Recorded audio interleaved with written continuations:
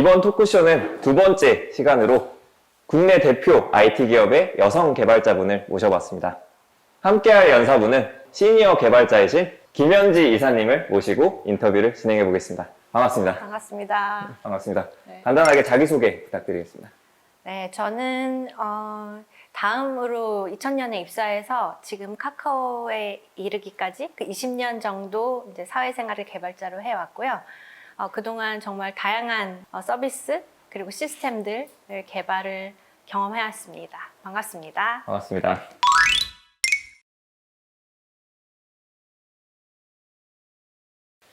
먼저 언제부터 프로그래밍에 관심을 갖고 프로그래밍을 시작하게 되신 건가요? 프로그램이라기보다 저는 사실 저 장래 희망이 어렸을 때 남자였거든요. 아, 진짜요?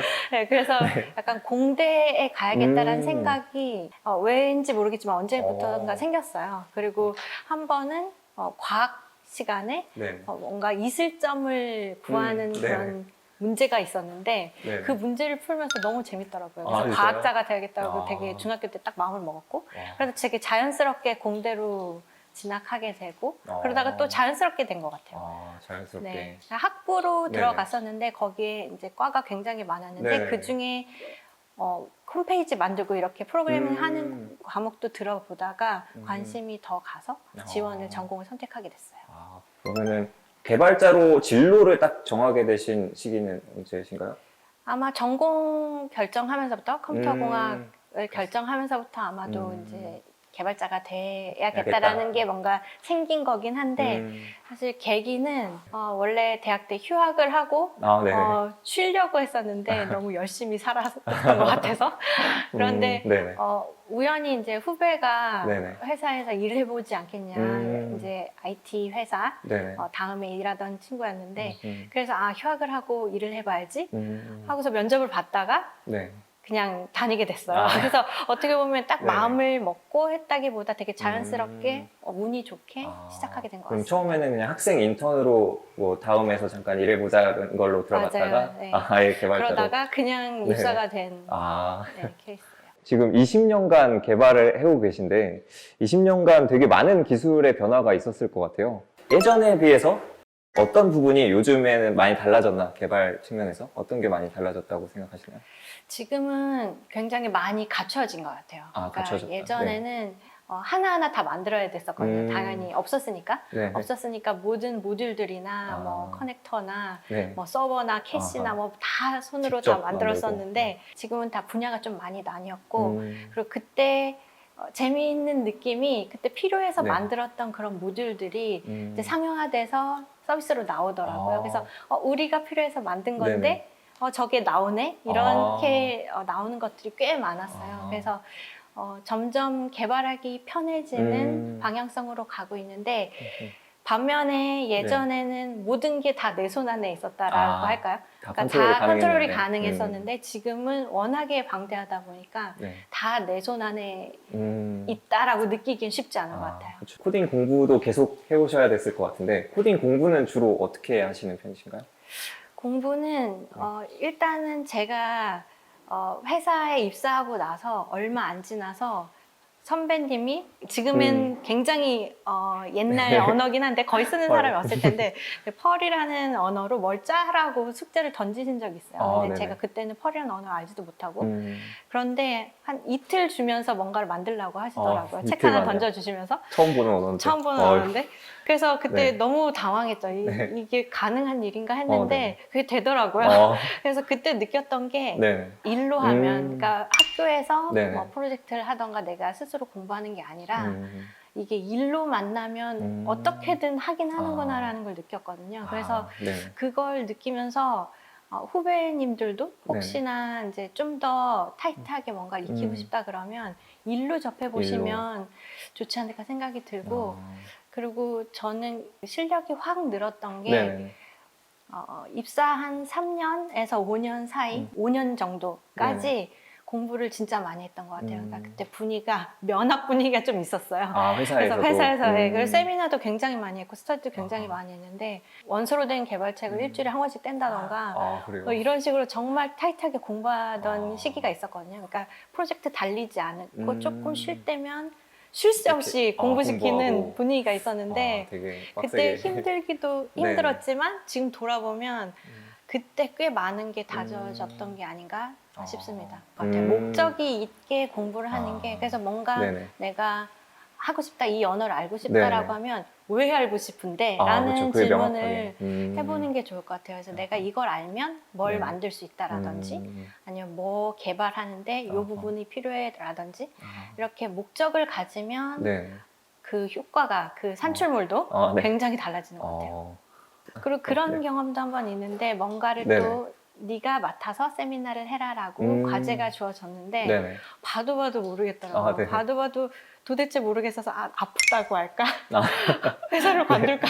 아이고, 주어는 졌는데 막 코앞까지 닥치니까 그래서 네네. 되게 스트레스 받은 적이 있었는데 그때 그 코드를 보고 또 봤거든요. 한 10번, 20번 계속 보니까 어느 순간에 뭐 말하는 코드인지 알겠더라고요. 그래서 안 되는 건 없는 것 같다. 안 되는 거 네, 없다. 안 되는 건 없는 것 같다. 당장 이렇게 닥쳐 있으면 이게 어떻게든 네. 하게 된다. 좋은 것 그리고 같습니다. 네. 포기할 필요는 없는 것 같아요. 뭔가 이게 네네. 나의 영역을 넘어서나 싶은데 계속 보면 결국에는 아는 수 있다. 순간이 오게 되는 것 같습니다. 그러니까 뭐 새로운 기술을 접할 일이 많으셨을 거잖아요, 20년간. 그때 좀 특별한 노하우가 있을까요? 뭔가 새로운 기술을 접했을 때 어떻게 공부하면 좀 더 효과적이더라 하는. 일단 재밌어지면 좋을 것 같고요. 음. 내가 이거를 좀 알아야겠다 싶으면 네네. 좋아하면 좋겠고 좋아하게 되면 하게 되고 하게 되면 잘하게 되고 잘하게 되면 또 좋아하게 되고 이게 선순환이 되는 것 같거든요. 좋아하게 된다라면은 어떤 측면에서 좀 좋아하게 될까요? 뭔가 예를 들어 프론트엔드 기술이라고 네네. 하면 되게 화려한 그 효과를 유저들한테 느끼게 해줄 수 보여줄 수 있다라는 있다 이런. 그런 이걸 얻었을 때 내가 이제 이 기술을 장착하게 됐을 때 어떤 가치를 줄 수 더하게 있다. 되는가 그런 거에 대해서 생각을 하면 좀 더 관심이 가지 않을까 생각이 들어요. 지금까지 엄청 많은 변화가 있었고 계속 학습을 꾸준히 계속 하셔야 됐을 텐데 뭔가 계속 지치지 않고 좀 학습할 수 있었던 그런 원동력이 있을까요? 저는 다행인 것 같기도 한데 좀 규모가 그래도 좀 있는 회사에서 다양한 서비스를 접해 볼 수 있었던 것 같아요. 그래서 뭔가 조금 익숙해진다 싶으면 또 다른 프로젝트를 해볼 수 있게 되고 그런 경험이 지치지 않도록 계속 흥미를 잃지 않도록 했던 것 같고 그리고 또 어떨 때는 그렇게 막 신나고 재미있는 프로젝트가 아닐 때도 있어요. 그러니까 지치고 뭐 예를 들면 CS만 계속 해야 되는 상황이 온다든가 그럴 때도 있는데 제가 돌아보니까 저는 거기서 재미를 찾았던 것 같아요. 이거를 어떻게 하면 재밌게 만들지가 저절로 발동을 한 것 같아요. 그러니까 생존 전략 같기도 한데 예를 들어서 CS만 계속 해야 되는 상황이면 이걸 이제 프로젝트화 하는 거예요. 내가 6개월 안에 빵으로 만들겠다, CS를. CS 빵으로. 에러를 빵으로 만들겠다. 뭐 이런 식으로 딱 세팅을 하고 나니까 이걸 접근하는 방식이 달라지더라고요. 그러니까 그 전에는 하루하루 오늘도 뭐 30건, 내일도 30건 이게 그냥 반복되는 일상이었다면 그게 목표가 세팅되는 순간 제일 많이 들어오는 게 뭐지? 이런 식으로 왜냐면 그게 0으로 만들려면 제일 많은 거 하면 한 방에 많이 해결이 되는 거잖아요. 그래서 그렇게 각을 틀었을 때 좀 상황까지도 그냥 업무가 잘 되는 것뿐만 아니라 제가 그 일을 받아들이는 자세조차도 지루한 일의 일상이었다가 해결하면 엄청난 꿀을 빨 수 있는 프로젝트가 되는 거죠. 빵이 되면 이제 행복해지는 거잖아요. 그래서 그런 식으로 세팅을 좀 해봤던 것 같아요. 돌아보니까 좀 그랬던 것 같아요. 재미없는 프로젝트라도 뭔가 본인만의 재밌는 목표 이런 걸 설정해서 재밌게 만드는. 웬만한 상황에서는 그렇게 하는 게 가능한 것 같아요. 근데 안 되는 일도 당연히 있을 것 같은데 그러니까 절대로 이거는 암울한 상황이야. 일단 탈출하는 게 답인 거고. 근데 웬만해서는 거기서 내가 이거를 처리함으로써 얻을 수 있는 뭔가가 있을 확률이 높거든요. 그러면 그렇게 한번 틀어서 나 이거 얻고 가지 뭐 어차피 닥친 상황인데 그렇게 생각하면 나도 좋고 결과도 좋고 그렇게 되는 것 같아요. 좋네요. 되게 저도 막 프로젝트 하면서 이건 좀 안 좋은 프로젝트 있을 때도 있었는데 좀 그런 생각을 바꿔서 이런 목표를 세우면 훨씬 재밌을 수 있겠다는 생각이 드네요. 그러면 참여하셨던 프로젝트도 되게 많았을 것 같은데 그 중에서 혹시 좀 기억에 남으시는 프로젝트가 있으실까요? 이게 너무 옛날 얘기긴 하지만 저한테 있어서 조금 규모가 큰 프로젝트로 첫 프로젝트가 메일에 에디터를 붙이고 편지지를 만드는 프로젝트였었어요. 그래서 그 당시에는 메일 서비스 혹은 웹 서비스가 네. 입력하는 건 다 텍스트 에리어밖에 그냥 텍스트 없었거든요. 에리어. 네, 텍스트로밖에 안 되어 네. 있었던 시절이었는데 이제 웹의 발전 상황에 맞춰서 약간씩 변화가 되어가는 상황이 있었어요. 그래서 그때 옵션 중에 HTML 네네. 코드 옵션 중에 디자인 모드라는 걸 발견했는데 그냥 그 웹페이지에 쓰면 입력이 되는 걸 찾아낸 거예요. 그래서 그걸 알게 됐어요. 그래서 이렇게 하면은 에디터가 되는 거 아닌가? 그러니까 그 전까지는 텍스트밖에 안 됐지만 네. 에디터를 만들 수 있는 게 아닌가 싶어서 그때 HTML 에디터를 만들게 됐고 그리고 조금 더 뒤에는 네. 편지지를 넣게 됐는데 사실 백그라운드 이미지를 넣으면 네네. 패턴이 반복되던가 그렇잖아요. 네네네. 그게 계속 올라가면. 근데 그게 너무 안 이쁜 것 같아서 네. 이거 어떻게 하면 이쁜 편지지를 만들 수 있을까 생각을 하다가 상하단을 영역을 분리하고 네. 가운데는 그냥 계속 긴 길어져도 걸로. 되는 그런 패턴으로 넣어서 그럼 위에 밑에는 딱 이렇게 마무리가 되고 가운데는 이제 내용을 길게 쓰면 늘어날 수 있게 네. 이렇게 생각을 해서 위아래는 이제 그 당시에 움직이는 GIF나 아니면 플래시 같은 걸 넣어서 그래서 편지지를 만들었었는데 그게 이제 기억에 남았던 이유는 그때 이제 유저들도 굉장히 좋아하시기도 하시고 아마 그러겠네요. 기억하시는 분들도 편지지를 안 써보신 분들 없을 텐데 그때 저희가 그거를 이제 오픈하고 굉장히 많은 서비스에서 다른 서비스에서도 그렇게 편지지를 만들었거든요. 그럼 국내 최초 도입인가요? 그런 식의 편지지는 최초인 어. 거고 그리고 그때 그게 네. 가능했었던 게 그렇게 나눌 수 있는 생각이라든지 아니면 가운데는 반복되고 플래시나 움직이는 네네. GIF를 써서 고기를 이렇게 마무리 짓겠다 이런 것들이 개발자여서 생각할 수 있었던 아이디어였던 것 같아요. 그래서 그렇죠. 당시에 이제 꼬꼬마 개발자였는데 나름 네네네. 그런 아이디어를 넣어서 서비스를 개발까지 하고 나중에 진짜 사랑받는 서비스가 되고 했던 게 그게 기억에 굉장히 강하게 남는 프로젝트였고 되게 웹메일의 역사를 쓰셨네요. 최초로. 그 부분은 그런 편지지. 역사에 해당할 수도 있을 것 같아요. 그러면 현재는 혹시 어떤 프로젝트 하고 계신 건가요? 지금은 제가 플랫폼 기술팀하고 개인정보 보호팀을 맡고 있는데요. 플랫폼 기술팀은 회사에 기반이 되는 그 플랫폼들을 만드는 자세히 말하기보다는 플랫폼들이 되는 서비스들을 하고 있고 거기 잘 챙기는 그런 일을 하고 있고요. 그리고 개인정보 보호팀은 사내 개인정보를 어떻게 잘 보호하면서 그리고 유저한테 제공하기 위해서 활용도 해야 되기 때문에 그래서 보호하고 활용하는 일을 어떻게 잘할 것인지에 대한 정책을 세우고 있습니다. 그러면 근무하고 계시는 현재 카카오 근무하고 계시는 회사의 장점과 단점이 있다면 어떤 게 있을까요? 카카오는 아마 외부로도 많이 알려졌지만 정말 자유로운 회사인 것 같아요. 그래서 개인의 자유를 웬만해서는 터치하지 않으려는 의지를 가지고 있는 회사예요. 그래서 네네. 뭔가 하고 싶다라고 하면 크게 문제가 되지 않다라고 하면 네. 시도해 볼 수 있도록 열어두고 개발해 보고 싶다라고 한다거나 아니면 뭔가 나는 저런 일을 해보고 싶다 이런 게 얘기를 통해서 풀어갈 수 있는 그런 해보고 싶은 거를 할 기회도 많이 주어지고 그런 것 같습니다. 그리고 그 수평 문화도 큰 특징 중에 하나인데 저는 수평 문화가 상위자한테 네. 뭐 함부로 할 수 있다라든지 아니면 결정을 누구나 똑같이 한다라는 거랑 다른 얘기라고 생각해요. 그러니까 상위 의사 결정자가 있다라는 얘기는 당연한 거고 왜냐하면 결정은 누군가가 해야 되니까. 그렇죠. 하지만 수평 문화라는 거는 네. 누구든지 자기 의견을 말하는데 거침이 없을 수 있고 그리고 그 의견을 다들 귀 기울여주고 그게 의미가 있는 거다라고 하면 가장 앞서서 적용될 수도 있고 그런 게 수평 문화라고 생각하거든요. 그래서 그런 입장에서는 카카오가 그런 문화를 유지하기 위해서 굉장히 노력하고 있다고 생각하고 그 부분이 되게 장점이라고 생각해요.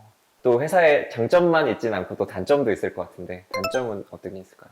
단점은 다들 정말 개성이 강하고 자신의 의견에 대해 자신감이 있고 이런 멤버들이 모여있다 보니까 거기다가 또 조율해서 가고 싶어하는 의지가 또 있다 보니까 네. 어쩔 경우에는 빨리 진행이 안 될 경우가 있어요. 그러니까 다들 의견 듣고 네. 그거에 대해서 서로 간의 설득의 시간을 갖고 그래서 이제 결정하고 나서 이제 가려는 그런 방향성을 갖고 있다 보니 초기에 좀 느리시는데 저는 네. 나쁘지 않다라고 보거든요. 그러니까 처음에 느리더라도 다들 신중하게. 이해하고 그거에 대해서 맞는 것 같아라고 하면 그 뒤엔 더 이제 자국을 빠르게 얻을 수 갈 수 있잖아요. 있어요. 그래서 그런 특징이 있는데 이거는 단점일 수도 있지만 또 장점일 수도 장점일 있는 수 그런 있겠네요. 특징인 것 같아요. 그러면 카카오 내에서 주로 사용하는 언어나 프레임워크가 정해진 편인가요? 아니면 좀 프로젝트별로 유동적이게 많이 다른 걸 사용하는 편인가요? 일부는 공통으로 쓰는 프레임워크나 이런 것들이 있고 그러니까 효율성을 위해서 어쩔 수 없는 선택 같아요. 이게 모든 서비스에서 다 다른 프레임워크를 써서 하면 이제 유지보수 인력이 바뀌거나 그쵸. 할 때도 그리고 저희는 어떻게 보면 여러 경험을 해주는 것도 되게 좋은 그 실력을 키우고 역량을 늘리는 방법을 생각하는데 그럴 때 이제 이슈가 될 수 있어서 회사에서 지정하고 있는 프레임워크를 권유하는 그런 프레임워크들은 있지만 그 이외에 어느 정도는 유동적으로 허용해주는- 선택할 수 있습니다. 그리고 언어가 하나로 정해져 있지는 않고 그럼에도 불구하고 언어도 굉장히 다양한 언어를 사용하고 있고요. 개발자를 꿈꾸는 학생들이 많을 텐데 어떤 역량을 좀 갖추면 개발자가 되는데 유리할까요? 제가 초등학생용으로 프로그래머란 무엇인가에 대해서 얘기를 네. 한번 해준 적이 있거든요. 초등학생들. 근데 그때 이제 얘기했던 것은 호기심을 가져라. 호기심을 가져라. 이런 거였거든요. 그래서 제가 볼 때 개발자는 현실화시키는 사람 같아요. 되게 다른 거에 비해서 되게 손쉽게. 그러니까 예를 들어 뭐 자동차를 만든다던가 네. 배를 만들다던가 이거는 어마어마한 인력과 공장도 그 있고. 리소스들이 네. 필요하잖아요. 한두 명이 할 수 있는 일이 아니죠. 그런데 개발자가 하는 일은 한 명이 인터넷과 컴퓨터만 있으면 꽤나 많은 커버리지를 혼자서도 할 수 있는 것 같아요. 물론 혼자서 하는 거는 한계가 있지만 그래서 제가 볼 때는 만들고자 하는 것이 있을 때 가장 손쉽게 그걸 실행시킬 수 있는 그런 방법이 프로그래머가 만드는 그 프로그래밍이 아닌가라고 생각을 하거든요. 뭔가를 나 바꾸고 싶어. 저거 좀 더 쉽게 하고 싶어. 뭐 이런 생각이 있으시면 좀 잘 어울리지 않나라는 생각이 들고 개발적인 사고는 제가 볼 땐 그 논리적으로 생각하는 것 같아요. 이렇게 되면 이렇게 될 테니까 이렇게 해야 되고 저렇게 하면 저렇게 될 테니까 저렇게 해야 하고 그래서 기획서가 왔을 경우 그걸 이제 개발 들어가면 구멍이 되게 많이 보이거든요. 너무나도 당연해요. 왜냐면 기획서는 실제로 만들지 않기 때문에 실제로 그렇죠. 만들러 들어가야만 나오는 이럴 땐 어떡하지가 그때서야 맞아요. 비로소 나오는 것들이 있거든요. 그래서 개발자들은 결국에는 if else로 어떻게 보면 모든 것에 대해서 케이스를 다. 어떻게 하면 요거를 이제 만들어갈 수 있을지 그 체계적으로 기계적으로 따져가는 능력이 또 중요하다라고 생각되는데 그래서 뭔가를 바라볼 때 논리적으로 그거를 파헤쳐보는 그런 성향도 되게 의미 있는 것 같습니다. 커뮤니티나 이런 데도 이런 질문이 되게 많던데요. 개발자가 되기 위해 자격증을 뭘 준비했냐? 자격증이 있으면 유리할까요? 자격증에 대해서는 사실 제가 면접관으로도 많이 들어갔지만 자격증을 열심히 본 적은 별로 없었던 것 같아요. 훑어보기는 하지만 그래서 자격증 따실 때도 네. 왜 따는지 한번 생각해 보시면 될 것 같아요. 내가 이걸 왜 따나. 그냥 한 줄 넣기 위해서 따는 거라면 그 한 줄을 그렇게 잘 중요하지 안 볼 않다. 수도 있어요. 상황에 따라서는 물론 열심히 보는 것도 있겠죠. 그런데 내가 자격증 공부를 하면 사실 시험에 패스를 해야 되니까 네. 열심히 보긴 봐야 되잖아요. 공부를 해야 되는 거고 또 스스로한테 네. 상도 되죠. 자격증이란 산출물을 얻었으니까. 아, 그래서 내가 이거를 그냥 하면은 네. 열심히 안 할 것 같은데 자격증을 위해서 하면 공부를 하게 되니까 나 이거에 대한 학습을 하고 싶어. 나 이거에 대해서 어느 정도는 알고 싶어. 그리고 이거에 대해서 아는 사람으로 인정받고 싶어 라는 생각이 있으시다면 도전하는 거 정말 좋은 것 같고 그러니까 목적과 하는 방법이 맞는 것 같아요. 그런데 그게 아니라 그냥 자격증만을 네, 위해서는 자격증만을 위해서는 세상도 좀 많이 바뀌고 해서 그러기에 큰 의미는 있지 않을 수도 있다. 확실하진 네. 않지만 네. 맞아요. 이거 여쭤보시는 분이 되게 많더라고요. 그럼 개발자가 되려면 뭐 개발 실력도 당연히 중요하겠지만 개발 외적으로 또 중요한 게 있을 것 같은데요. 개발 외적으로는 가장 많이 꼽는 게 커뮤니케이션 능력. 커뮤니케이션. 능력인데 개발자들이 개발자들과 얘기할 경우도 많고 사실 아까 전에 이제 혼자서도 할 수 있다라고 말은 했지만 네. 사실 더 큰 일을 하려면 여러 명이 필요한 거는 사실이고, 그리고 실제로도 혼자 하는 일보다는 여럿이 하는 경우가 많아요. 그래서 개발자들과의 커뮤니케이션도 일단 중요하고, 기획자라든가 디자이너라든지 아니면 상사라든지 아니면 파트너들하고 얘기할 일들이 많은데, 사실 개발자는 네. 기계의 말을 하는 번역가 같은 느낌이거든요. 그래서 어떻게 보면 이 구현을 위한 것을, 이 내용을, 기계의 언어를 모르는 분들한테 설명을 전달을, 해줘야 되는 중간자의 역할이 있는데, 그걸 잘하면 정말 인정받는 개발자가 될 수 있는 것 같아요. 그러니까 저도 보면 처음 들어온 신입분들 경우에 네. 개발 굉장히 잘하시는데 자신감에 충만했어요. 네. 그리고 자부심이 되게 있어. 나 개발 짱이야. 잘한다. 네. 그래서 그건 참 이쁘고 훌륭한 일인데, 네. 그렇다고 해서 되게 좀 그 파트너들한테 잘 대응하지 못하는 케이스들이 있거든요. 툴툴거리다가 이것도 몰라? 약간 이런 태도가 나온다던가 그럴 경우가 있는데, 그게 너무 아쉬울 때가 있어요. 그러니까 그게 결국에는 남거든요, 마음에. 저분은 조금 같이 하기가 좀 편하지는 않더라, 이런 게 남는데, 그래서 개발도 잘하는데 같이 일하고 싶은 사람이야, 이런 것까지 더해지면 더할 나위가 없거든요. 그래서 커뮤니케이션, 그리고 내가 네. 같이 일하고 싶은 사람이 되어야겠다라는 그런 자세가 되게 중요한 것 같습니다. 개발자를 꿈꾸는 분들에게 추천해주고 싶으신 책이 있다면 어떤 게 있을까요? 개발자를 꿈꾸는 분들을 딱 지정해서 추천 아니고, 제가 네. 최근에 이 시대를 사는 사람들은 다 읽어야 되지 않을까. 이 시대의 모든 네, 사람들이. 지금 너무나도 많이 바뀌는 시대고, 그런데 그 바뀌는 거에 대해서 우리가 이해를 많이 깊이 못하고 있는 것 같기도 하고, 그래서 어떻게 지금 이 흐름을 이해하고 살아야 될지, 이런 거에 대해서 재밌게 읽은 책들이 있어요. 그래서 유발 하라리 사피엔스라든지 호모데우스라든지 아니면 또 그 라마찬드란 박사의 두뇌 실험실이라는 책이 있어요. 그거는 나의 뇌가 네.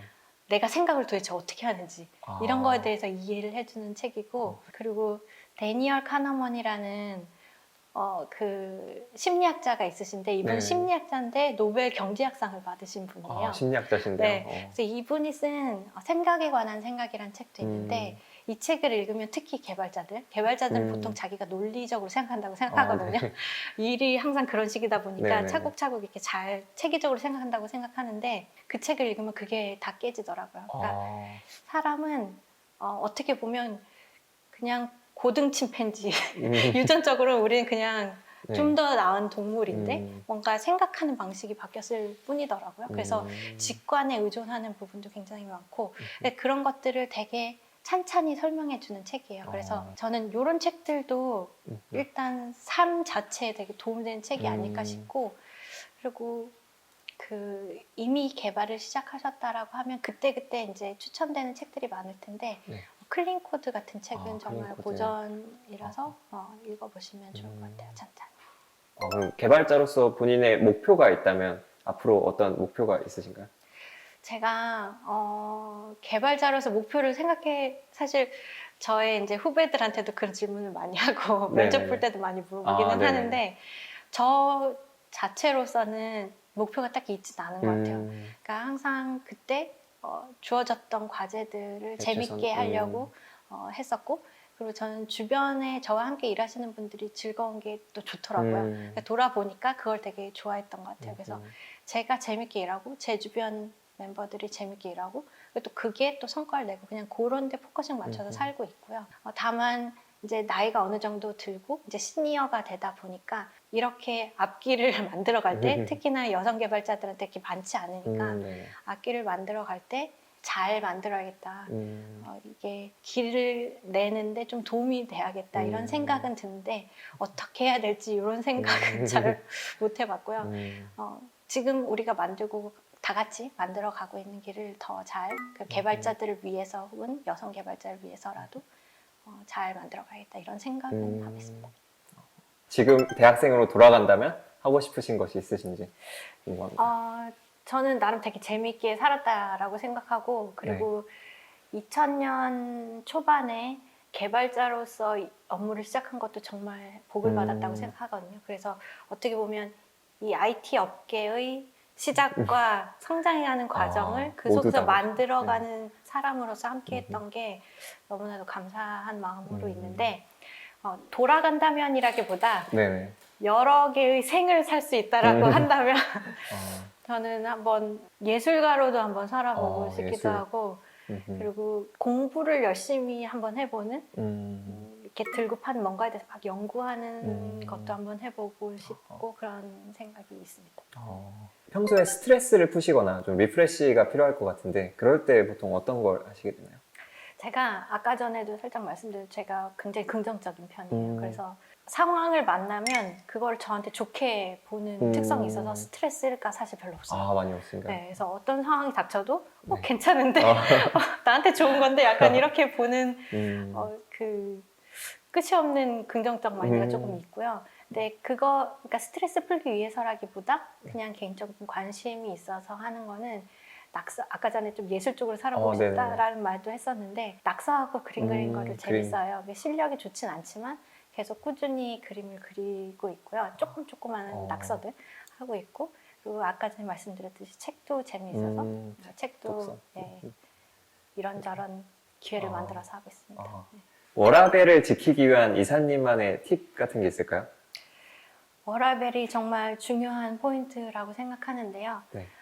제가 한 10년 차쯤까지는 워라밸이 없이 살았던 것 같아요. 일이 일이 삶이고. 놀이였고 삶이었고 일이었고 일인 겸 놀이 겸 삶이었는데 그래서 잘 모르겠어요. 그게 만약에 일이 재밌으면 그게 워라밸인 것 같거든요. 그 일 당시에는 자체가? 일 자체가 네. 그래서 그때 너무 재밌게 일을 했었고 내 일에도 의미가 있다라고 느껴졌고 하다 보니까 뭐 밤에도 일하고 주말에도 일하고 주말에는 회사 가고 싶고 빨리 진짜요? 월요일이 왔으면 좋겠고 그랬었거든요. 근데 그게 저는 네.